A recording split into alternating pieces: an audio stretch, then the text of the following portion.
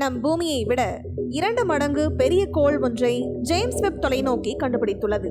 மேலும் இந்த கோளின் மேற்பரப்பு முழுவதும் கடல் இருப்பதாகவும் சுமார் 4000 டிகிரி அளவுக்கு கொதிக்கும் வெப்பநிலையில் இந்த கடல் இருப்பதாகவும் விஞ்ஞானிகள் கூறியுள்ளார்கள்.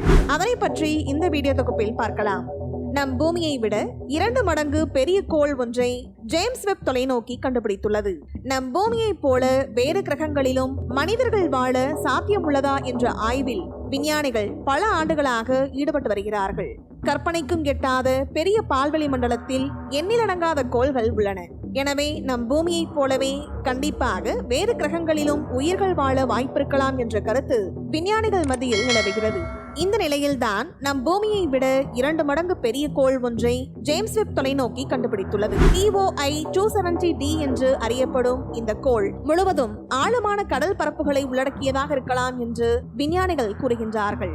மேற்பரப்பு முழுவதும் கடலை கொண்ட இந்த கோளில் சுமார் 4000 டிகிரி அளவுக்கு கொதிக்கும் வெப்பநிலையில் கடல் இருப்பதாகவும் விஞ்ஞானிகள் யூகித்துள்ளார்கள்.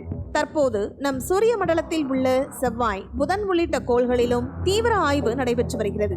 பூமியை போன்ற ஒரு கிரகத்திற்கான தேடல் என்பது தற்போது சூரிய குடும்பம், பால்வீதி, கேலக்சியையும் தாண்டிவிட்டது.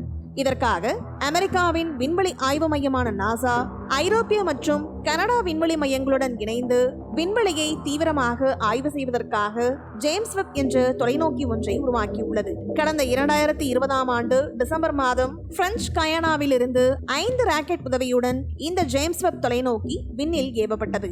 இந்த தொலைநோக்கி சூரியனை சுற்றிய புவிவட்ட பாதையிலிருந்து 15 கிலோமீட்டர் தொலைவில் நிலைநிறுத்தப்பட்டுள்ளது. மிக நவீன அம்சங்களுடன் உருவாக்கப்பட்டுள்ள இந்த தொலைநோக்கி விண்வெளி ஆய்வில் பல்வேறு திருப்பு முனைகளை ஏற்படுத்தி வருகிறது. இந்த நிலையில்தான் தற்போது ஜேம்ஸ் வெப் தொலைநோக்கி புதிய தொலைதூர கோள் ஒன்றை கண்டுபிடித்துள்ளது. 70 ஒளி ஆண்டுகளுக்கு அப்பால் உள்ள இந்த புதிய கோள் அளவில் நம் பூமியைப் போல 2 மடங்கு பெரியதாக இருக்கலாம் என்றும் கூறுகின்றார்கள். மேலும் இந்த கிரகத்தின் வளிமண்டல தோற்றத்தை கவனிக்கும் போது நீராவி நிறைந்துள்ளது என்றும் மீத்தேன் மற்றும் கார்பன் டை ஆக்சைடு உள்ளது என்றும் கூறுகின்றார்கள். ஆனால் இந்த வாதத்தை ஒரு தரப்பு விஞ்ஞானிகள் ஏற்கவில்லை. கேம்பிரிட்ஜ் பல்கலைக்கழகத்தைச் சேர்ந்த விஞ்ஞானிகள் இந்த கோள் அதன் முழு மேற்பரப்பிலும் பரந்த கடலை கொண்டிருக்கக்கூடும் என்று கூறுகின்றார்கள்.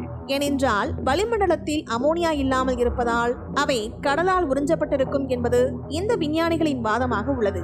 ஹைட்ரஜன் நிறைந்த வளிமண்டலத்தை கொண்டிருக்கக்கூடிய இந்த கோள் முழுவதும் கடலை கொண்டிருப்பதாக பேராசிரியர் நிக்கோ மதுசூதன் தெரிவித்துள்ளார். அதே நேரத்தில் கனடாவைச் சேர்ந்த விஞ்ஞானிகள் கூறுகையில் இந்த TOI 270D கோளில் அதிக வெப்பநிலையில் தண்ணீர் இருக்கலாம் என்றும் இதன் வெப்பம் 4000 டிகிரி செல்சியஸ் வரை எட்டக்கூடும் என்றும் அடர்த்தியான வளிமண்டலத்துடன் இந்த கிரகம் ஒரு பாறைகளை மேற்பரப்பில் கொண்டிருக்கலாம் என்றும் கூறுகின்றார்கள்.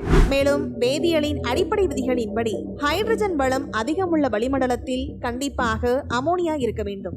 ஆனால் இந்த கிரகத்தில் அமோனியா இல்லை. எனவே கண்டிப்பாக இந்த கிரகத்தில் கடல்தான் இருக்க வேண்டும் என்ற முடிவுக்கு வந்துள்ளார்கள்.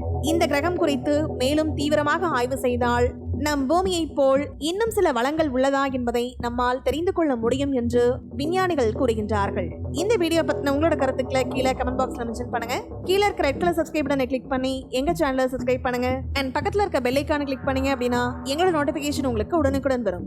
தேங்க்யூ.